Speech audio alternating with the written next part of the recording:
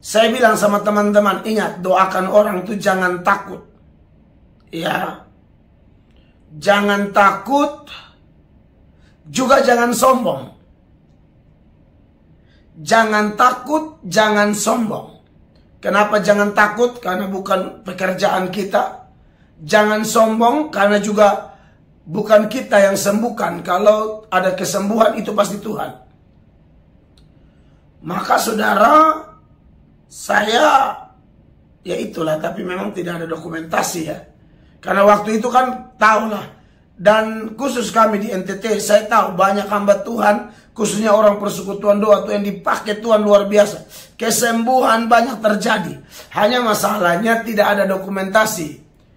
Nah sekarang nih di zamannya Pak Andi Simon ini, karena YouTube apa segala macam, jadi tersebar begitu cepat. Ya kalau dulu, dan mungkin hamba-hamba Tuhan lain bukan cuma di NTT ya, hamba-hamba Tuhan di Sumatera, di Kalimantan, di Jawa, atau di Papua, atau di Maluku, di Manado, pasti punya pengalaman Tuhan pakai kita untuk kepentingan kerajaan Tuhan, di mana terjadi mujizat.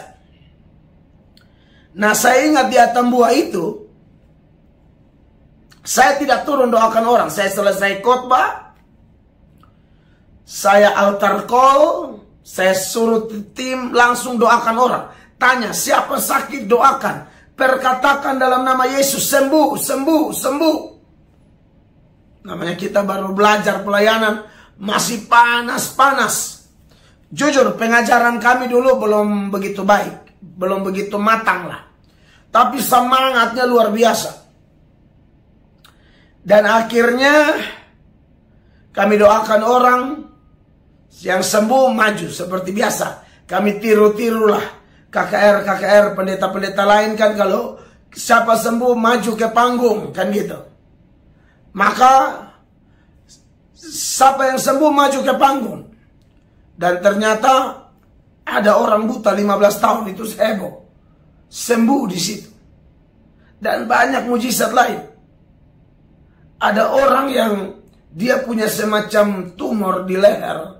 Saya tidak doa, saya hanya utus teman-teman, tumpang tangan aja. Mereka jamah sembuh total. Saya tidak, saya hanya, pokoknya intinya bukan kuasa kita, doakan saja. Nah, semakin kesini, saudara-saudara, pengalaman saya doakan orang, justru banyak yang tidak sembuh. Ini jujur saja. Saya kalau setelah semakin kesini saya doakan orang, kadang-kadang orang di rumah sakit sudah kritis, mereka panggil saya doakan. Lalu saya pergi doakan, saya pulang, mereka telepon, Pak Pendeta, sudah. Saya bilang sudah sembuh, sudah mati Pak. Jadi banyak yang saya doakan sekarang tuh sakit bukannya sembuh malah meninggal. Makanya di tema saya, apakah peristiwa seperti ini adalah peristiwa memalukan? Apakah seorang pendeta atau hamba Tuhan mendoakan orang harus selalu sembuh?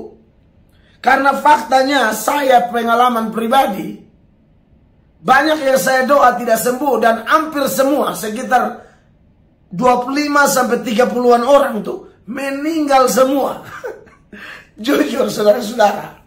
Makanya saya pernah dituduh lah begitu, ini kayak malaikat pencabut nyawa.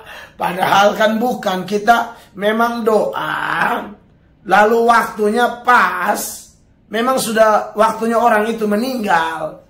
Jadi memang dia sakit parah. Saya doa jujur, saya pulang pasti orang telepon, sudah Pak, sudah sembuh, sudah meninggal Pak, katanya, sudah meninggal. Jadi apa namanya? Saya kemudian berpikir, ini bagus juga, share di media.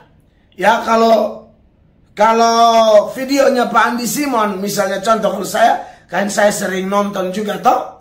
Saya dan Pak Andi Simon kan sudah saling menyapa di media, dan kami dua tidak ada masalah, hanya saja kita dua saling memberi masukan, mengingatkan. saling belajarlah satu dengan yang lain.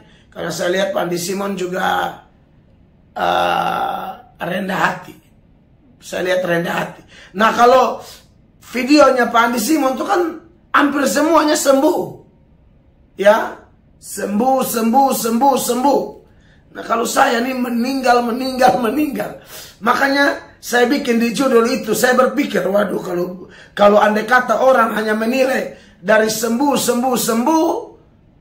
andai kata kayak saya sama Pak Andi Simon, berarti level saya itu memang jauh di bawah Pak Andi Simon. Karena Pak Andi Simon punya sembuh dari yang kita tonton, yang tersebar di media kan. Tapi saya harus jujur, saya doa banyak orang meninggal. Jadi ada yang bercanda sama saya, katanya, wah, kalau begitu orang sudah kritis jangan hubungi Pak, nih bahaya. Mereka bercanda. Kami tahu bahwa sesungguhnya tidak ada pendeta bisa menyembuhkan orang.